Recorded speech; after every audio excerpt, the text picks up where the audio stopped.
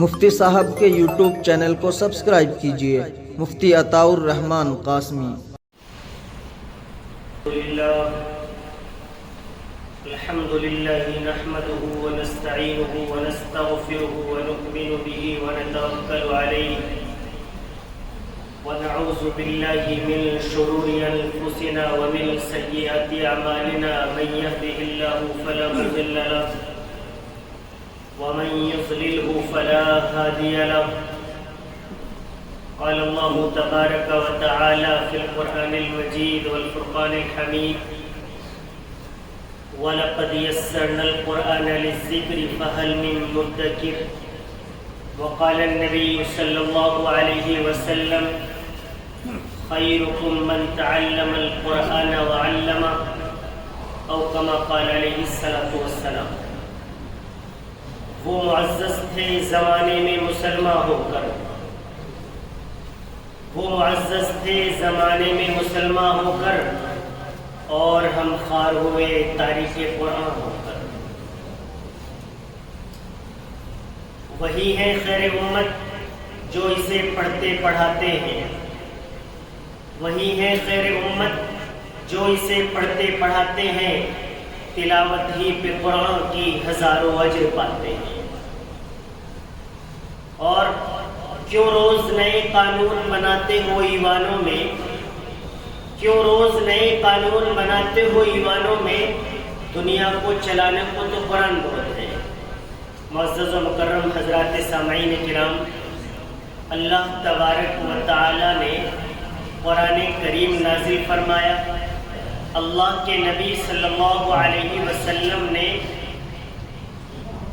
پوری امت کے لیے یہ بات فرمائی کہ یہ دنیا دار فانی ہے، سبھی کو چلے جانا ہے، لیکن میں پوری امت کے لیے قرآن کریم چھوڑ کر جا رہا ہوں۔ اس قرآن کریم کو پڑھتے یعنی تلاوت کرتے رہنا اور اس کے احکامات پر عمل کرتے رہنا۔ قرآن کریم دنیا کی واحد معظم ترین کتاب ہے جو پوری دنیا کے اندر سب سے زیادہ تلاوت کی جاتی ہے۔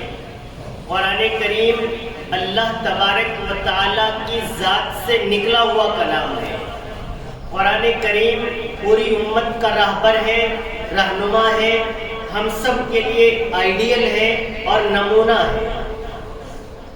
قرآن کریم ایک ایسا کلام، ایسا جادو ہے کہ جو مخالف طاقتوں کے دلوں پر بھی رعب ڈالنے کا کام کرتا ہے۔ قرآن کریم سے محبت کے بہت سارے واقعات ہیں۔ قرآن کریم سے لگاؤ اور تعلق دنیا و آخرت کی کامیابی و کامرانی کی ضمانت قرآن کے لگاؤ میں ہے۔ قرآن کریم کو اگر کوئی آدمی مضبوطی کے ساتھ تھام لے، قرآن کی تلاوت کرنے لگے، قرآن کے احکامات پر عمل کرنے لگے، تو پوری کی پوری ذمہ داری کے ساتھ میں کہتا ہوں انشاءاللہ تعالی دنیا و آخرت کی تمام مشکلات کا حل قرآن کریم کے اندر موجود ہے۔ ہم طرح طرح کی مشکلات میں اپنے آپ کو گھرا ہوا محسوس کرتے ہیں، لیکن قرآن کریم کے اندر ان تمام مشکلات کے حل موجود ہیں۔ اللہ تبارک و تعالی نے مومنین کے قلوب کو مطمئن کرنے کے لیے قرآن کریم کی آیت مبارکہ سے یہ فرمایا کہ ہم کسی بھی انسان پر اس کی سکت، اس کی طاقت اور اس کی قوت سے زیادہ مشکلات ڈالتے ہی نہیں ہیں۔ انسان پر وہی سب مشکلات آتی ہیں جنہیں وہ فیس کر سکتا ہو، جن کا وہ مقابلہ کر سکتا ہو۔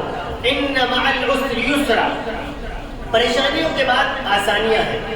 قرآن جا بجا ہمیں ہماری مشکلات پر، ہمارے تمام جتنے زندگی کے اندر جڑی ہوئی چیزیں ہیں ان پر ہماری رہنمائی کرتا رہتا ہے۔ قرآن کریم کے متعلق غیروں نے بھی یقین لایا ہوا ہے کہ واقعی یہ کوئی کتاب ہے جس کے اندر تمام مسائل کا حل موجود ہے۔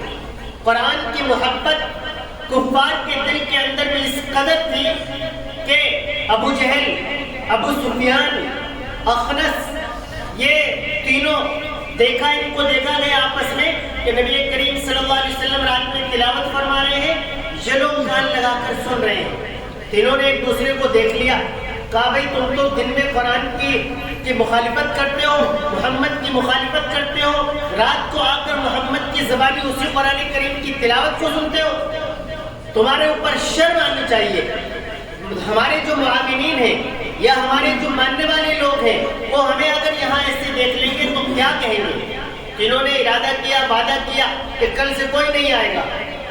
کل ابو سفیان نے سوچا کہ وہ دونوں تو آئیں گے نہیں لیکن تو چل، ابو جہل نے سوچا وہ دونوں تو آئیں گے نہیں لیکن تجھے چلنا چاہیے، قرآن کی محبت کھینچ رہی ہے، اور اخنس نے سوچا کہ تمہیں چلنا چاہیے، وہ دونوں نہیں آئیں گے۔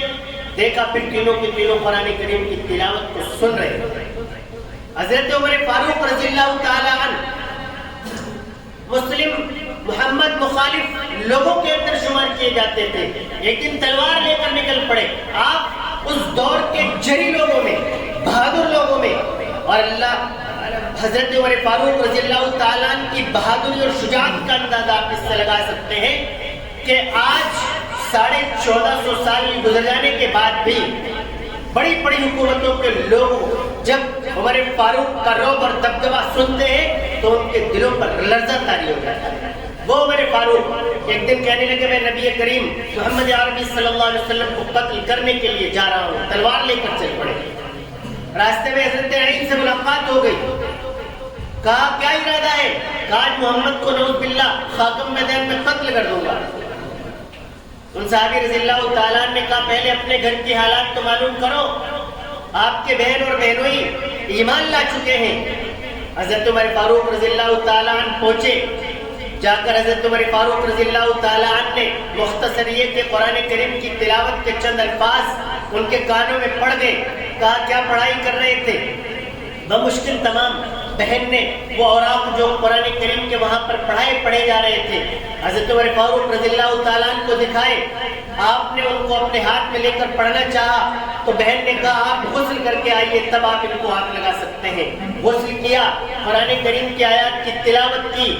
اس قرآن کریم کی تلاوت کا اثر یہ ہوا کہ وہ سخت دل جو مسلم مخالف تھا، وہ کٹر دل جو محمد مخالف تھا، نبی کریم صلی اللہ علیہ وسلم کی خدمت عالیہ میں دار ارقم کے اندر حاضر ہوا۔ صحابہ کرام چٹپٹا گئے کہ نہ جانے عمر کیا کر ڈالے۔ نبی کریم صلی اللہ علیہ وسلم نے فرمایا کہ آرام سے بیٹھ جاؤ، آنے دو، دیکھتے ہیں کیا کرتا ہے۔ عمر فاروق رضی اللہ تعالیٰ عنہ آئے اور سرنڈر کر دیا اور کہا کہ میں بھی کلمہ پڑھتا ہوں، لا الہ الا اللہ محمد رسول اللہ صلی اللہ علیہ وسلم۔ آج اس دور کے اندر جو مشکلات ہیں وہ قرآن کریم سے دوری کی وجہ سے ہے۔ آج جو مشکلات ہیں قرآن کریم کی تلاوت نہ کرنے کی وجہ سے ہے۔ آج جو مشکلات ہیں وہ جو ہم نے قرآن کریم کو طاقوں میں سجایا ہوا ہے، ہم نے قرآن کریم کو صرف تعویذ کی کتاب سمجھ لیا ہے، ہم نے قرآن کریم کو صرف جہیز کے دینے کے لیے رکھ لیا ہے، ہم نے قرآن کریم کو صرف مدارس کے لیے چھوڑ دیا ہے، ہم نے قرآن کریم کو صرف مساجد کے لیے چھوڑ دیا ہے۔ قرآن کریم پڑھے ہوئے لوگ الحمدللہ بہت سارے ہمارے علاقے کے اندر، لیکن اگر ایک ایک سے معلوم کر لیا جائے شاید سال بھر میں کبھی قرآن کریم کو اٹھا کر دیکھتے ہوئے۔ ہمارے اوپر لازم ہے کہ ہم قرآن کریم کا جو پڑھے ہوئے ہیں کم از کم روزانہ ایک سپارے کی تلاوت کیا کریں۔ ہم ایک رکوع پڑھنے والے نہیں ہیں، ایک آیت پڑھنے والے نہیں ہیں۔ قرآن کریم کو ہم نے صرف اور صرف اللہ کی ایک ایسی کتاب سمجھ لیا کہ یہ صرف برکتوں والی کتاب ہے۔ واقعی برکتوں والی کتاب ہے لیکن اس کی تلاوت نہ لازم ہے۔ واقعی برکتوں والی کتاب ہے لیکن اس پر عمل لازم ہے۔ واقعی برکتوں والی کتاب ہے لیکن اس کی حفاظت کے ذمہ دار ہم تمام کے تمام موجود ہیں۔ جب حضرت شیخ الہند رحمۃ اللہ علیہ کو مالٹا جیل کے اندر ڈال دیا گیا، سالوں بعد وہاں سے واپس تشریف لائے، باہر نکلنے کے بعد جب قوم کو خطاب کیا تو یہ فرمایا کہ میں جیل کے اندر جو رہ کر آیا ہوں، میں نے جو تجربہ حاصل کیا ہے، امت مسلمہ جو مشکلات کے دور سے گزر رہی ہے، امت مسلمہ جو تمام تر ڈیفیکلٹیز میں ملوث ہے، اس کی وجوہات میں مجھے دو اہم وجوہات ملی ہیں۔ ان دو اہم وجوہات میں پہلی وجہ قرآن کریم سے دوری حضرت شیخ الہند رحمۃ اللہ علیہ نے فرمایا، قرآن کریم کی تلاوت سے دوری حضرت رحمۃ اللہ علیہ نے فرمایا، قرآن کریم پر عمل پیرا نہ ہونے کو ان وجوہات کے اندر سب سے پہلے شامل فرمایا. اور دوسری بات ارشاد فرمائی امت مسلمہ کا آپسی اتحاد، آپسی اتفاق. امت مسلمہ منتشر ہو چکی ہے، آج بھی حالات اسی طرح کے ہیں.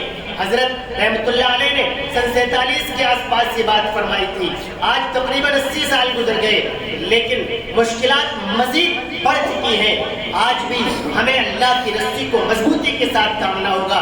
وَاعْتَصِمُوا بِحَبْلِ اللَّهِ جَمِيعًا وَلَا تَفَرَّقُوا. اے ایمان والو، اللہ کی رسی کو یعنی قرآن کریم کو مضبوطی کے ساتھ تھام لو اور آپسی اختلافات کو ختم کر دو. انشاءاللہ تعالی کامیابی تمہارے قدم بوس ہوگی.